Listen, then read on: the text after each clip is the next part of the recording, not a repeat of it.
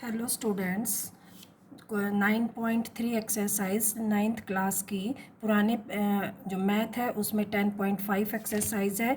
इस एक्सरसाइज में क्या दिया गया है कि पहला जो क्वेश्चन है इसमें दिया गया है कि ये आकृति दे रखी है। आकृति में क्या दे रखा है कि जो है एक सर्कल है, उसका जो है एक जो कोण है ए बी सी जो है तीन, जो ओ जो है इसका सेंटर है और इसी सेंटर से जो है ए बी सी जो तीन त्रिज्याएं दी गई हैं और इन त्रिज्याओं के जो बीच में जो कोण दिया गया है एक 60 डिग्री का दिया हुआ है, एक 30 डिग्री का दिया हुआ है और शेष वृत्त जो है उस पर बना कोण कितने डिग्री का होगा। इसको पॉइंट को हमने जो है उसने डी दिया हुआ है और ए डी सी जो है वो कितने डिग्री का कोण होगा ये हमें निकालना है। दिया क्या हुआ है हम लिखेंगे क्वेश्चन में कि दिया क्या हुआ है कि ए ओ बी कोण इज इक्वल टू 60 डिग्री और बी ओ सी जो कोण है वो इज इक्वल टू कितना है 30 डिग्री। अब जो है निकालना क्या है, सिद्ध करना है हमें कि जो है सिद्ध क्या करना है कि कोण ए डी सी जो है वो कितने डिग्री का होगा।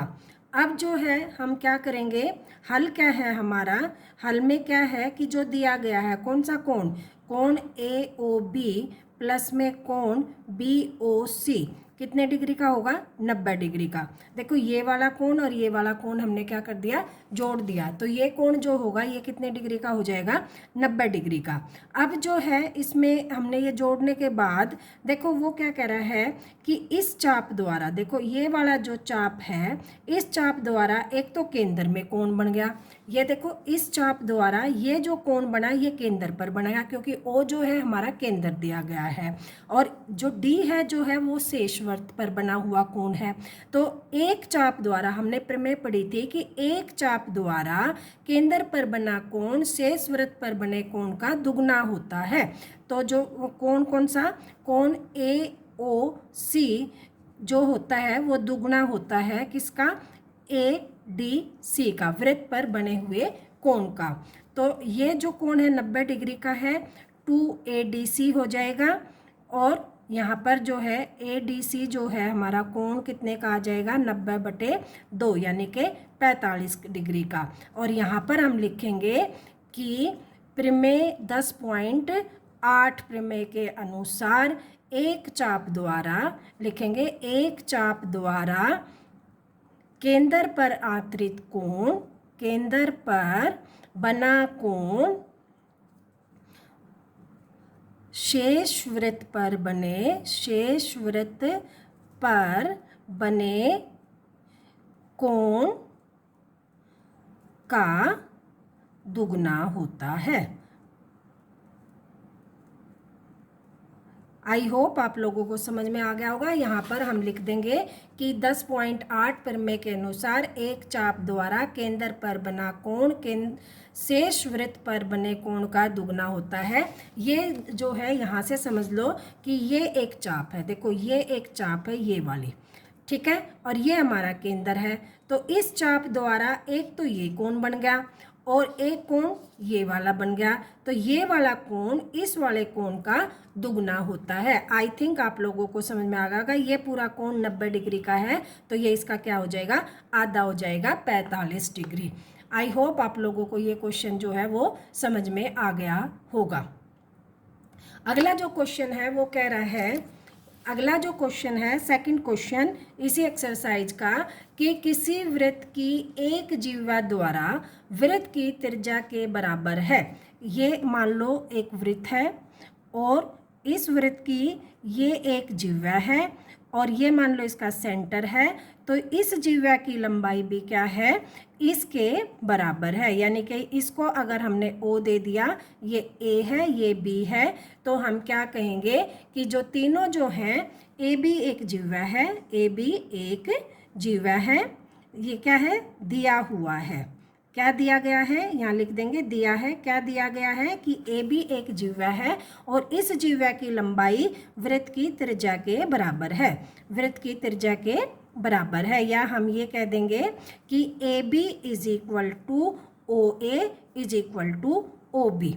ये आप लोगों को दिया हुआ है कि जो जिह्वा है, ये जो हमारी क्या है, ए बी जो है जिह्वा है, ओ ए जो है वृत्त की त्रिज्या है, तो ओ ए की लंबाई, ओ बी की लंबाई और ए बी की लंबाई जो है वो तीनों की बराबर है। अब आगे उसने क्या कहा है कि जिह्वा द्वारा लघु चाप के किसी बिंदु पर आंतरिक कोण ज्ञात कीजिए और दीर्घ चाप के किसी बिंदु पर आंतरिक कोण ज्ञात कीजिए। अब देखो ये चाप है, तो ये वाला जो एरिया है ये तो लघु हो गया, और ये जो बाकी जो बचा है ये क्या हो गया, दीर्घ हो गया। तो इसी चाप द्वारा एक तो आंतरिक कोण कौन सा हो गया, ये वाला, ठीक है, और इसी चाप द्वारा आंतरिक कोण दीर्घ में तो ये वाला हो गया और लघु में ये वाला हो गया। इसको हम डी का नाम दे दें और इसको हम किसका नाम दे दें, सी को। तो देखो हाइलाइटर द्वारा दिखा रही हूँ कि ये जो कोण है ये तो लघु में हो गया, और ये वाला जो कोण है, ये वाला जो कोण है हमारा, ये दीर्घ वृत्तखंड में हो गया। अब क्या है कि हम क्या कहते हैं कि एक ही चाप द्वारा केंद्र पर आंतरिक कोण शेष बिंदु के पर बने आंतरिक कोण का जो होता है दुगना होता है। अब देखो ये क्या है, ए बी सी तीनों जो भुजाएं हैं हम हल करेंगे, तो हल क्या है कि देखो एक ये जो त्रिभुज दी गई है, कौन सी, ए ओ बी, कौन सी त्रिभुज है, देखो तीनों भुजाएं क्या है, बराबर है, दी गई है, तो इसको हम क्या बोलेंगे, समबाहु त्रिभुज है। त्रिभुज ए ओ बी समबाहु त्रिभुज है। तो समबाहु त्रिभुज है, तो हमारे जो त्रिभुज जो है तीनों का जोड़ क्या होता है, 180।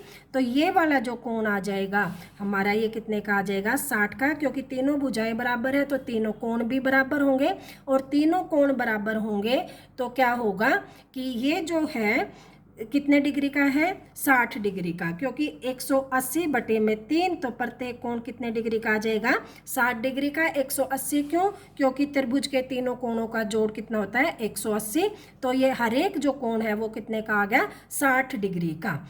तो 60 डिग्री का ये वाला कोण है, तो ए ओ सी जो ए सी बी, ये वाला जो कोण है, कौन सा कोण, ए सी बी, ए सी बी जो कोण होगा वो हमारा कितने डिग्री का हो जाएगा, 30 डिग्री का। सेम जो यहाँ लिखा हुआ है कि एक चाप द्वारा वृत्त के केंद्र पर बना कोण, सेम चीज़ जो है हम लिखेंगे कि क्या लिखेंगे कि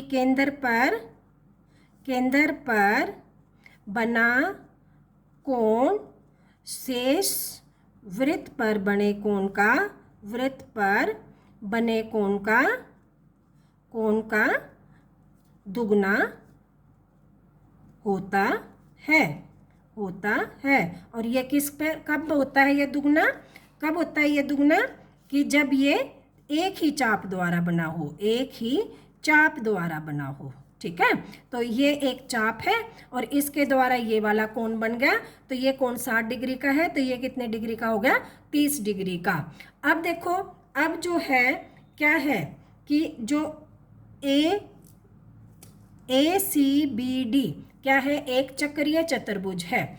क्यों है, देखो एक सर्कल के अंदर बनी हुई है, और जो है ये जो है दीर्घवृत्त और लघु वृत्तखंड के कारण है, तो ये क्या है, एक चक्रीय चतुर्भुज है। एक चक्रीय चतुर्भुज है तो क्या होता है, चक्रीय चतुर्भुज के आमने सामने कोणों का जोड़ कितना होता है, 180 होता है। तो हम क्या कहेंगे, ए बी सी डी एक चक्रीय चतुर्भुज है। क्या लिखेंगे कि ए बी सी डी एक चक्रीय,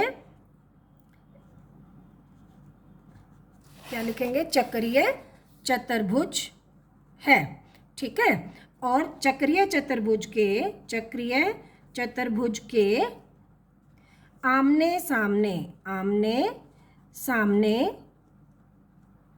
के कोणों का जोड़ 180 डिग्री होता है। ये हमने लिख दिया।